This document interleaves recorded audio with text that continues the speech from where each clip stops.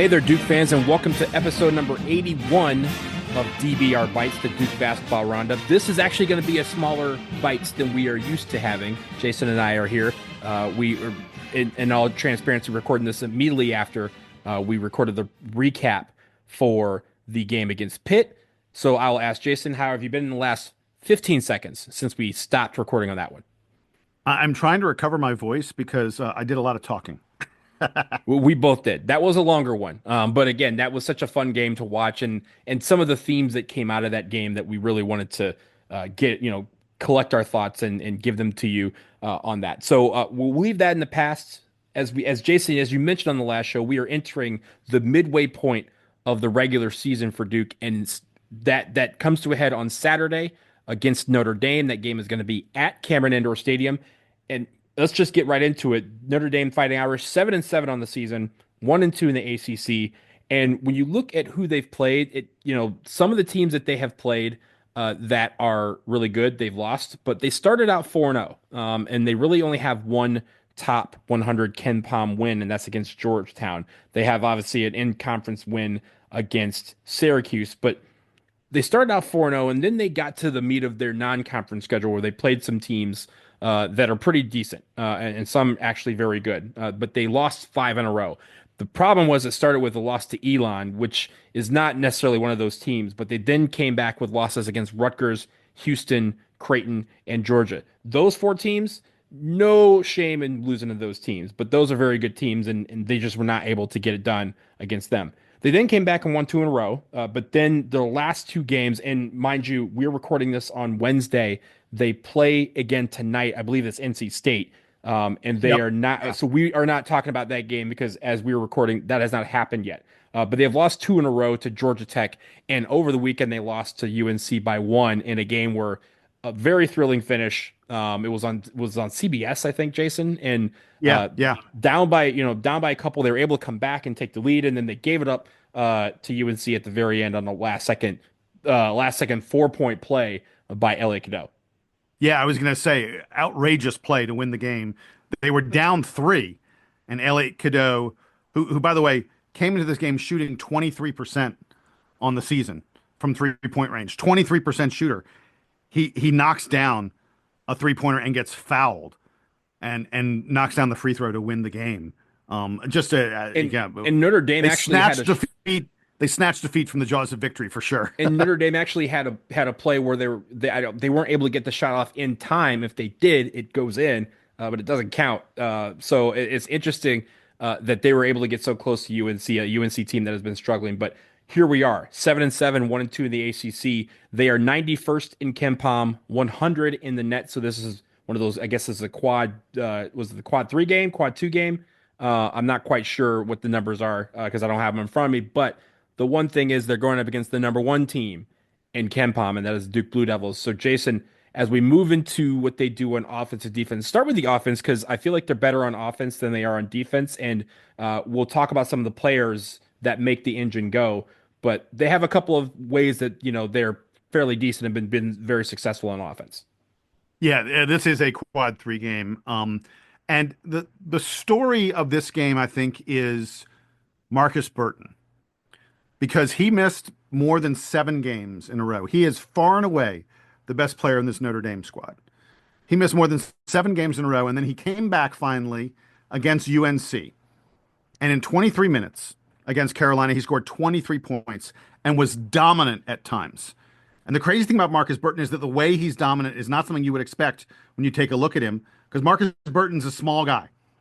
This is this is not a big dude. He's listed at 6'0", 190 pounds. I'm telling you, Last he's year, like, last year he was 5'10", yeah, so he's grown he a ain't couple 6 feet. inches. He is. I'm going to tell you right now, Marcus Burton is not 6 feet tall, and I don't think he's 190 pounds. But he was great against UNC. Just went to the hole, went in the lane again and again and again. Carolina kept on fouling him. They sent him to the line 10 times. And Notre Dame, what Notre Dame does is they surround Marcus Burton with a bunch of good 3-point shooters. Marcus Burton and Tay Davis. I'll get into him in a little bit. They surround them with good 3-point shooters. They let those two guys go one-on-one, and then there are all these 3-point shooters around them on the perimeter who can fill it up. And that's the Notre Dame formula. And it is worth noting. We said they're number 91 in Ken Pomeroy's rankings, which is just not that good. When Burton plays, they're number 50. They are a way better team with Marcus Burton, and that's the team that Duke is going to be playing. As you mentioned, let's get into the offense and the defense. Considerably better on offense than defense, Notre Dame. They're the 55th best offensive team, according to Ken Pomeroy, 150th on defense. So 100 points, 100 ranking points better on offense than defense. On offense, I mentioned, they have these two guys who take the ball to the hole, and everybody else is on the perimeter. They do a really good job of not holding onto the ball, not committing turnovers, not giving up steals.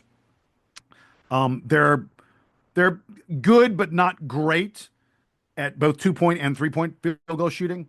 Not, in neither case are they outrageously great at either one of them, but they're more than passable at both those things. They don't get to the free throw line very much, which is something I noticed about them. Marcus Burton did a much better job of it against Carolina.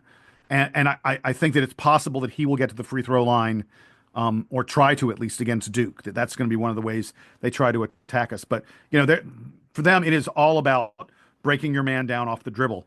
That's what their offense is. On defense, they're a really good defensive rebounding team. Only allow 26% of missed shots to be offensive rebounded. That makes them one of like the top 40 defensive rebounding teams in the country. They do a good job protecting the 3-point line. Their opponents only hit about 30% from three, which is not like, outrageously great, but it's a pretty good number. But Notre Dame is awful, terrible at forcing turnovers. Here's some big numbers for you. 321st in the country at turnover rate on defense. 325th at steal rate. 330th at block rate. And as you might imagine, with a team that doesn't protect the rim very well, that doesn't block shots, teams shoot really well from two against them. Opponents hit better than 53%, or about 53% against Notre Dame. So this is a Notre Dame club that I think will present a real challenge for Duke, on Duke's defense, on Notre Dame's offense, with a couple guys going one-on-one. But defensively, I think Notre Dame's going to really struggle to slow down Duke, and this probably won't be a game that Duke commits a lot of turnovers. Yeah, it's interesting because you mentioned on defense, their 2-point percentage that they allow is very high, and their 3-point percentage that they allow is sort of low, right? It's in the top 60 in the Yeah, country. It shouldn't, yeah. so they're protecting the perimeter, but it's almost at a cost to them. And they haven't been able to overcome how they protect the perimeter and the interior at the same time and allow for a team to have a lower shooting percentage. But that's going to be one of the major keys for Notre Dame, right? Is that how do they figure out a way to stop Duke inside, especially given the guys on the perimeter who are much taller, right, than Marcus Burton. Marcus Burton, as you mentioned, is 6 foot with platform shoes, and With lifts, yeah.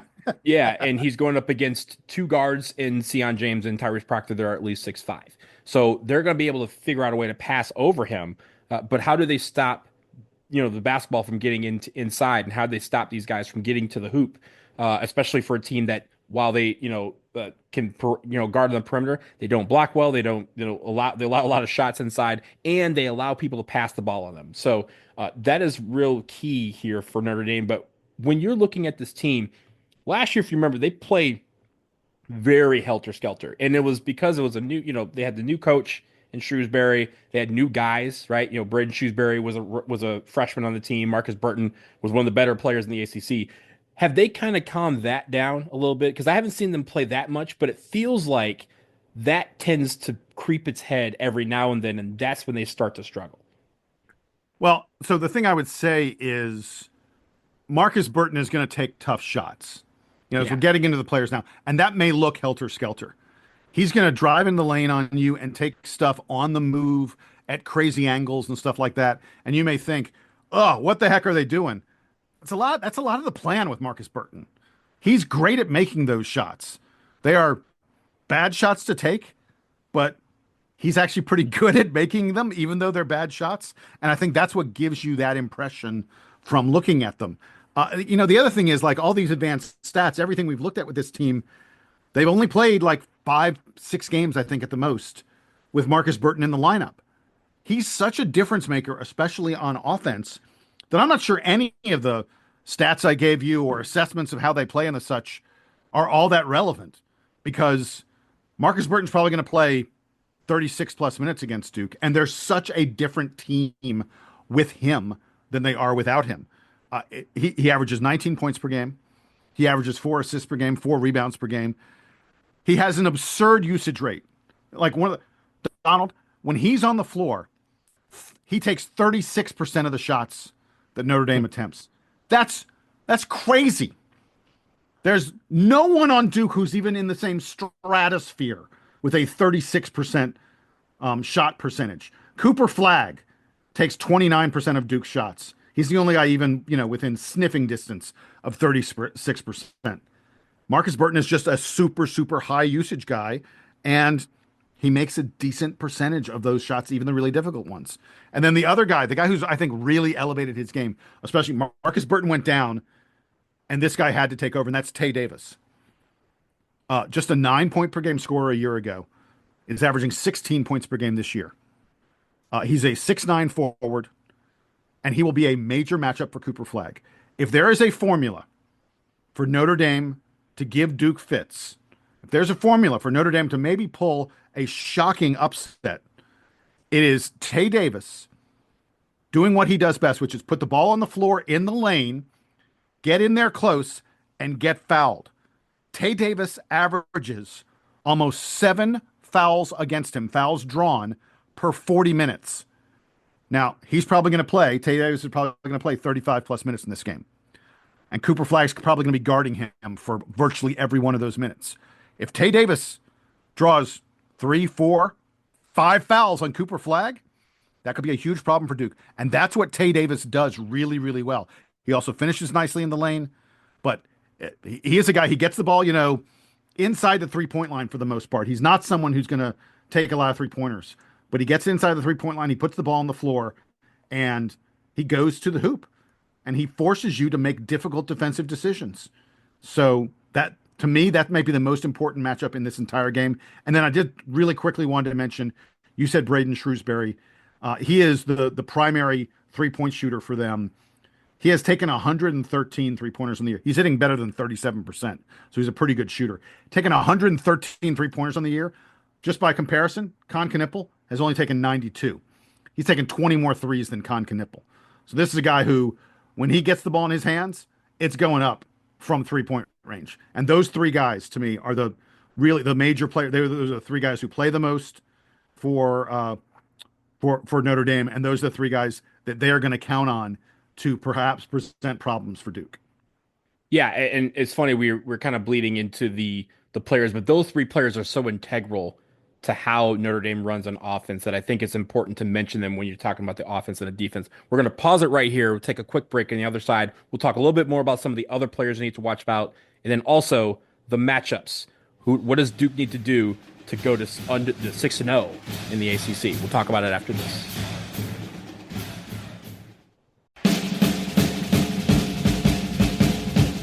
All right, it's a new year. Are you ready to optimize your nutrition this year? Factor has chef-made gourmet meals that make eating, well, easy. They're dietitian approved and ready to heat and eat in just 2 minutes, so you can fuel right and feel great no matter what life throws at you. Jason, everyone has busy lives, and some are more on the go than others. And Factor takes the guesswork out of meals. With 40 options on the menu each week, it's easy to pick meals tailored to your goals. You can choose from preferences like Calorie Smart, Protein Plus, or Keto. And Jason, here's the best part. The meals are delicious. I love the Factor meals. It's delicious food, it's nutritious, easy prep, and it caters to your schedule. It's a no-brainer. Okay, everybody, eat smart with Factor. Get started at factormeals.com/DukeBB50off. Use that code DukeBB50off to get 50% off your first box plus free shipping. That's code DukeBB50off at factormeals.com and get 50% off plus free shipping on your first box.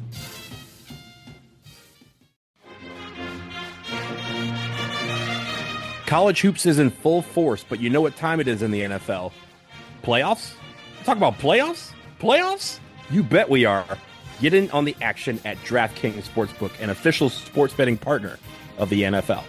Yeah. Hey, Donald, the new DraftKings customers bet $5 and they get $200 in bonus bets instantly.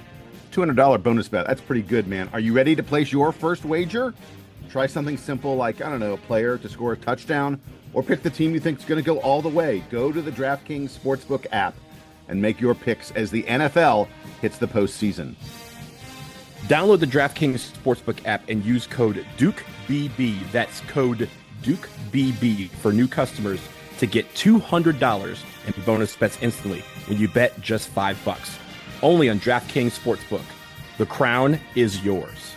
Gambling problem? Call 1-800-GAMBLER. In New York, call 877-8-HOPE-NY or text HOPE-NY 467-369. In Connecticut, help is available for problem gambling. Call 888-789-7777 or visit ccpg.org. Please play responsibly. On behalf of Boot Hill Casino and Resort in Kansas, 21 and over, age and eligibility varies by jurisdiction. Void in Ontario. Bonus bets expire 168 hours after issuance. For additional terms and responsible gaming resources, see dkng.co/audio.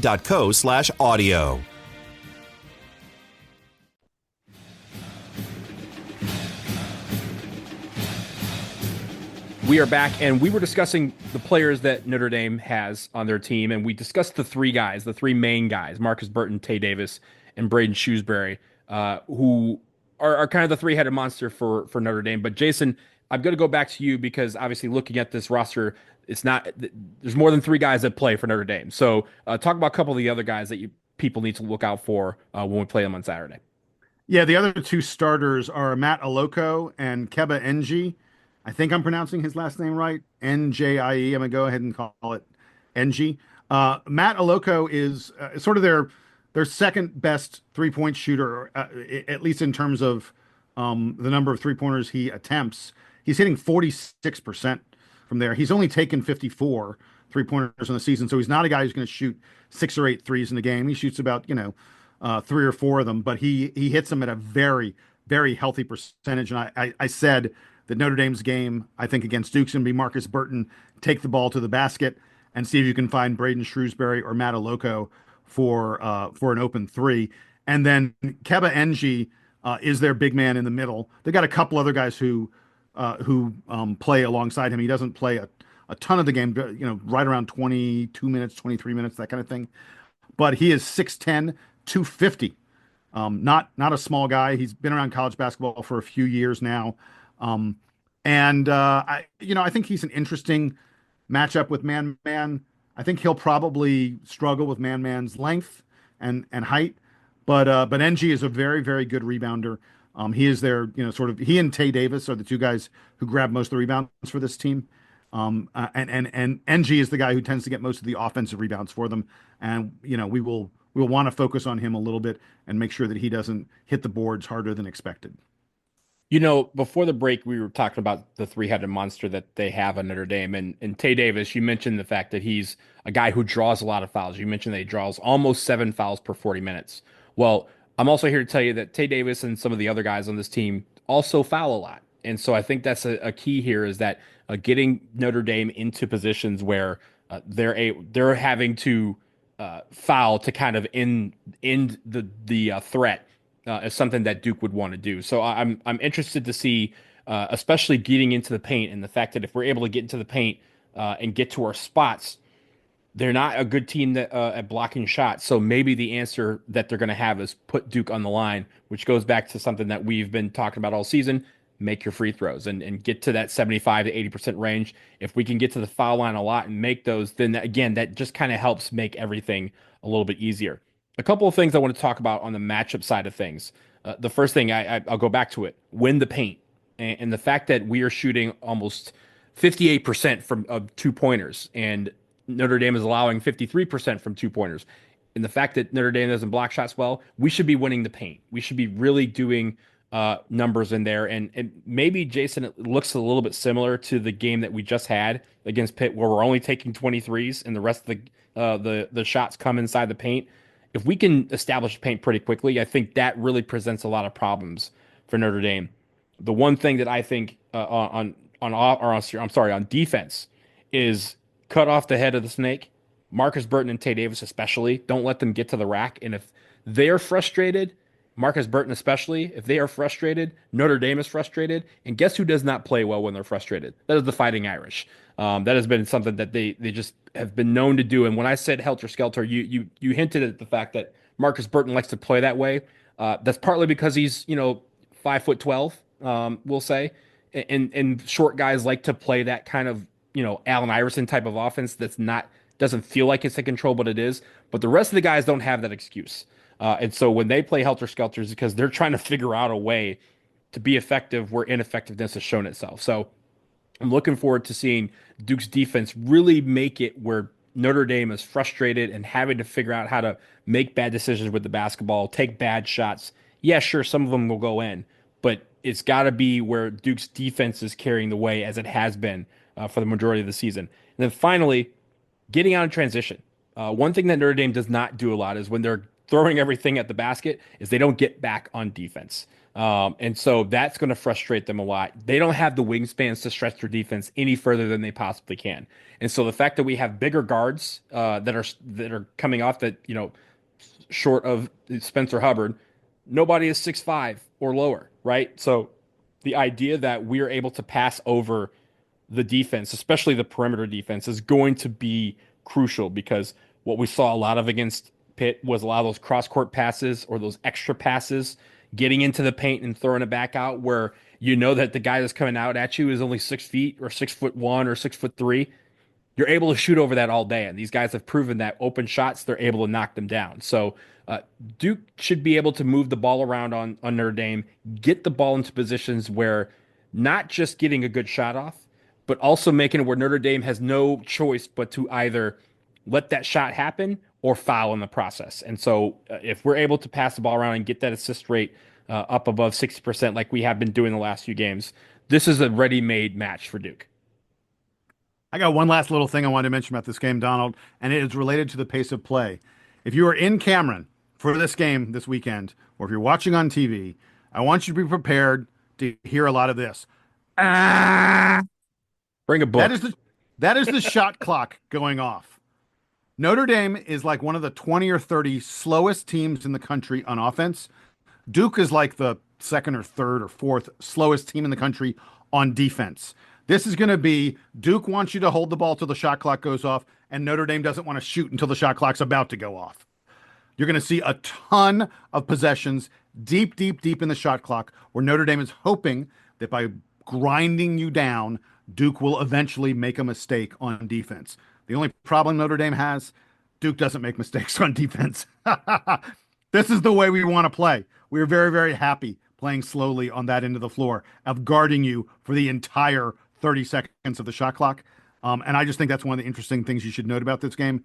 I've seen sort of the early word, the over-under on this game is going to be about 138, 139. I'm taking the under, baby. If I'm in Vegas, I'm taking the under. I think this is going to be a game, unless, like, if Duke just goes off from the perimeter, maybe we get there. But this feels to me like a game that's going to be a little more low scoring than even the usual low scoring Duke games. I mean, they have a couple of games where they have the number total of possessions was at 60 or 59. So they're used to playing very, very slow, especially in offense. And like you said, we're gonna play right into it. That's exactly what we want our opponents to do, because it means that especially the Cameron Crazies, right? This is where the students are back, and so they're able to step up and kind of do that fake countdown that we like to do inside of like 15 seconds to make somebody shoot before the time is out. That's just going to confuse Notre Dame even that much more. Yeah, Duke's low possession game on the year against Incarnate Word, we played a 62 possession game. I won't be shocked if this game bests that and comes in at around 60 or 59.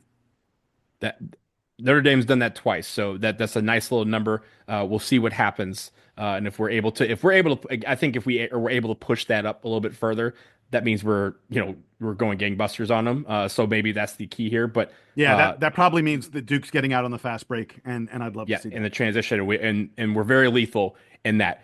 Jason, we're going to leave the Notre Dame preview here again. That's on Saturday afternoon.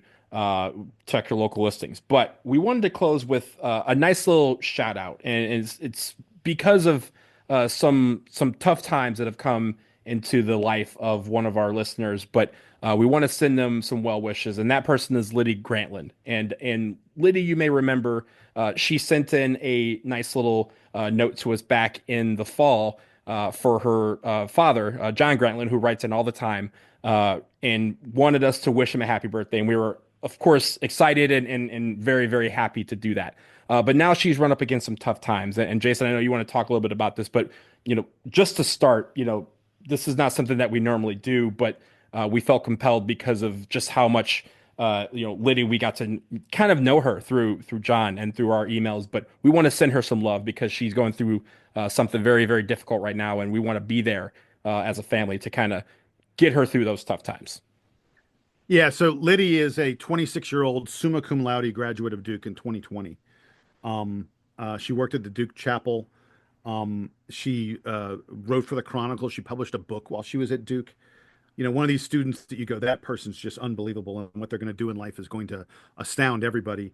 And now she, like you say, Donald, she's having some tough times, and is dealing with some stuff in the hospital. And we just wanted to say, Liddy, you and your dad are two of the best fans that we have here on this podcast. And the reason that Donald and I love doing this is because of the interaction that we get with all of you out there, but especially with the folks who send us email to the DBR podcast at gmail.com inbox, and who relate to us that they enjoy being part of the community that we've built here. And part of being a community is good times, but part of being a community is being there for each other in the tough times. So all of you out there, take an extra moment, say an extra prayer for Liddy, say an extra prayer for John and his family. They need all your well wishes right now. And we're looking forward to coming on this podcast sometime in the future and announcing that Liddy is 100% healthy and back to doing the incredible things that her life is going to bring. Absolutely. And hopefully, at least for now, we can provide some well wishes, some encouragement for you, Liddy. We obviously hope this team can continue to be on this historic pace that they're on, because I know that uplifts everyone, not just the people who are going through tough times, but it uplifts everybody. We want to make sure that all that strength is passed along to you, to John, to the rest of the family. So from myself, Donald, from Jason, we're going to leave it here on this episode of DBR Bites. Again, tune into the Notre Dame game, send some extra love out to Liddy, and this is for you, Liddy. Duke fan is going to play us out, give you that strength.